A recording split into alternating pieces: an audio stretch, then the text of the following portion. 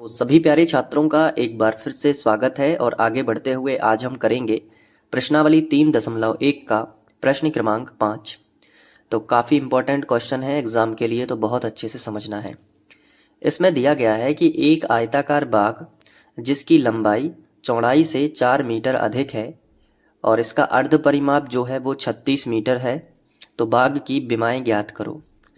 विमाएं का मतलब क्या होता है? विमाएं जो होती हैं भुजाएं कहलाती हैं, जिनसे मिलके वो आकृति बनी होती है। अगर हम बात करें आयताकार बाग की, तो आयत का जो शेप है वो ऐसा होता है।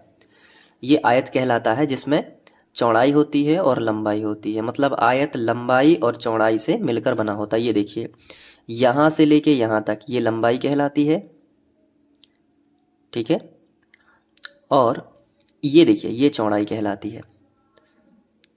तो आयत में दो ही चीज़ें हैं, एक लंबाई, ये लंबाई है तो ये भी लंबाई होगी, और ये चौड़ाई है तो ये भी चौड़ाई होगी। तो आयत में दो ही चीज़ें होती हैं, इसका मतलब आयत की दो ही विमाएं हैं।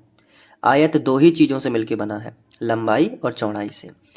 तो इसका मतलब है कि आयत की जो लंबाई है चौड़ाई से 4 मीटर अधिक है, अर्ध परिमाप 36 मीटर है, और बाग की विमाएं हमें ज्ञात करने के लिए बोला गया। विमाएं मतलब लंबाई और चौड़ाई। अब हमें पता नहीं है तभी तो ज्ञात करना है। तो ऐसी स्थिति में हम मान लेते हैं कि बाग की लंबाई x है और चौड़ाई y है। तो हम लिखेंगे हल। माना आयताकार बाग की लंबाई, और इसे हम मान लेते हैं लंबाई को x। अब चूंकि मीटर मीटर है सब जगह, तो हम लंबाई चौड़ाई भी मीटर में मान सकते हैं। तो माना आयताकार बाग की लंबाई x मीटर है, तो चौड़ाई, तो हमने लिखा कि और चौड़ाई जो है वो कितना हो जाएगा, 22 मीटर, ठीक है। तो x मीटर और चौड़ाई हमने मान ली 22 मीटर। तो यहाँ पे एक बात हमें पता चलती है कि क्वेश्चन कह रहा है कि लंबाई जो है वो चौड़ाई से 4 मीटर अधिक है।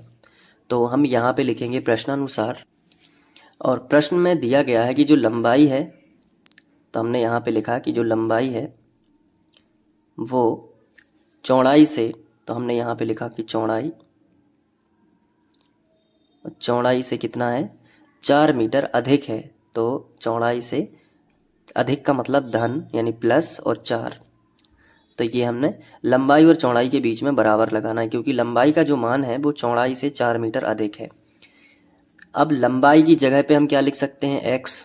तो हमने नीचे लिख लिया x बराबर है तो बराबर, और चौड़ाई की जगह पे हम क्या लिख सकते हैं, y, और प्लस में क्या हो जाएगा 4। इसके बाद जो y है इसका इस तरफ पक्षांतर कर लेते हैं, तो x माइनस y बराबर कितना हो जाएगा, 4। और इसको हम समीकरण 1 बना लेते हैं। क्लियर हुआ? यहाँ तक समझ आ गया ना? ये इतना कहाँ से आया है? इन्होंने क्वेश्चन में कहा है कि लंबाई चौड़ाई से 4 मीटर अधिक है। लंबाई कितनी मानी है हमने, x मानी है। चौड़ाई कितनी मानी है, y। 4 मीटर अधिक है तो प्लस 4 कर दिया। क्लियर है कि नहीं? आगे लिखा है कि अर्ध परिमाप 36 मीटर है। तो अब परिमाप और अर्ध परिमाप आपको समझना होगा। परिमाप क्या कहलाता है? परिमाप कहलाता है कि अगर हम इस बिंदु से स्टार्ट करें तो आयत की चारों भुजाओं का जो योग आएगा वो परिमाप कहलाता है। तो देखो, लंबाई को हमने x माना हुआ है और चौड़ाई को हमने y माना हुआ है। तो किसी भी आयत में 2 लंबाई है और 2 चौड़ाई है, दोनों को जोड़ देंगे, यानी 2 लंबाई यानी 2x और 2 चौड़ाई यानी 2y को जोड़ देंगे, और 2 हम उभयनिष्ठ भी निकाल दें तो x प्लस y आ जाएगा। 2 कॉमन निकाल देंगे दोनों जगह से, तो क्या आ जाएगा, यहाँ x बचेगा, यहाँ y बचेगा। यानी कि हमें ये समझ आता है कि टोटल पूरे आयत का जो है परिमाप, पूरे आयत का परिमाप जो आता है वो कितना आता है, 2x प्लस y।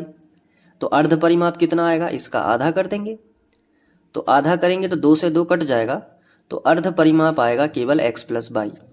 पूरा परिमाप कितना आता है, 2x प्लस y, और 2x प्लस y ये क्या है, किसी भी आयत का टोटल परिमाप है, 2 लंबाई धन चौड़ाई, क्योंकि उसमें 2 लंबाई होती हैं और 2 चौड़ाई होती हैं। लेकिन अगर हम इसका आधा कर दें तो 2 से 2 कट जाएगा और x प्लस y आ जाएगा। ये क्या हो जाएगा, ये हो जाएगा अर्ध परिमाप। क्लियर हुआ ना? तो हम यहाँ पे लिखेंगे कि जो दूसरी शर्त हमें, ये इसको हम फर्स्ट शर्त भी कह सकते हैं, तो हमने इसको इस तरफ से लिख दिया कि फर्स्ट शर्त से।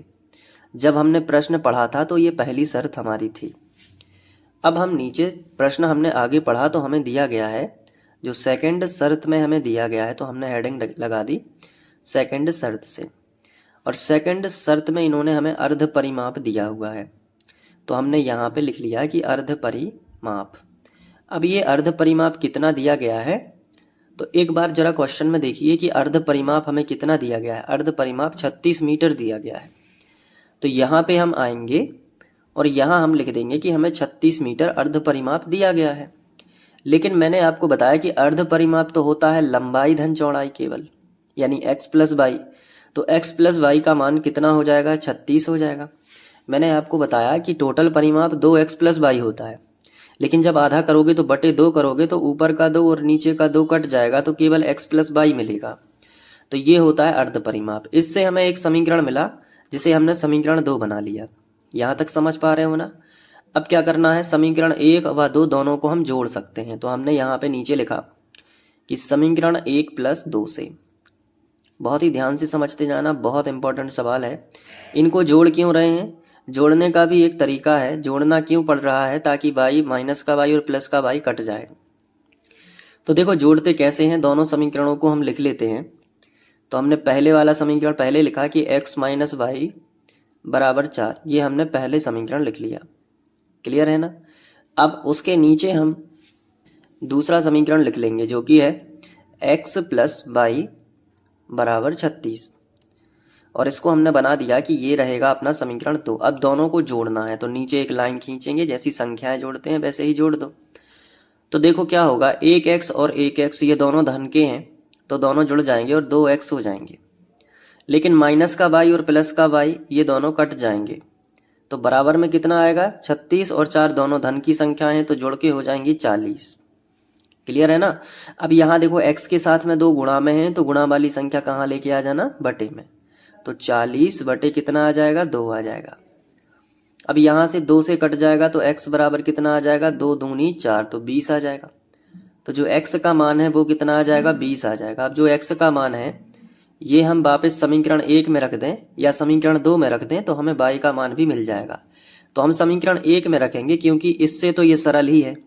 तो हमने आगे लिखा कि x का मान, इस तरीके से x का मान समीकरण 1 में रखने पर, समीकरण 1 में, तो समीकरण 1 तो यहाँ से भी हम देख सकते हैं कि ये x की जगह पे रख देंगे 20, और बाकी माइनस का y है और बराबर में 4 है। तो ये जो माइनस का y है इसको एक तरफ कर लो, संख्याओं को एक तरफ कर लो, तो माइनस का y इस तरफ ले जाओ, और ये जो धन का 4 है ना इस तरफ ले आओ। तो 20 तो पहले से लिखा था, धन का 4 इस तरफ आएगा तो माइनस का 4 हो जाएगा बराबर, और माइनस का y बराबर के इस तरफ आएगा तो धन का हो जाएगा।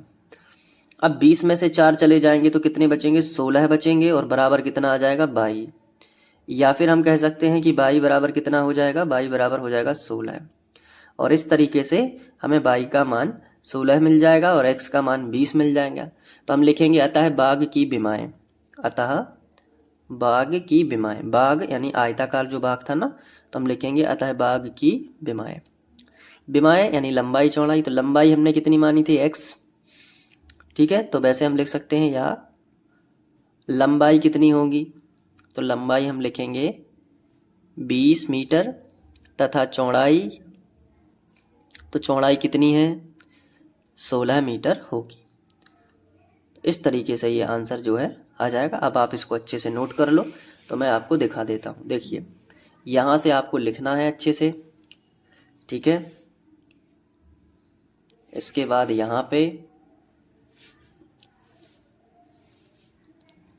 इसके बाद यहाँ पे,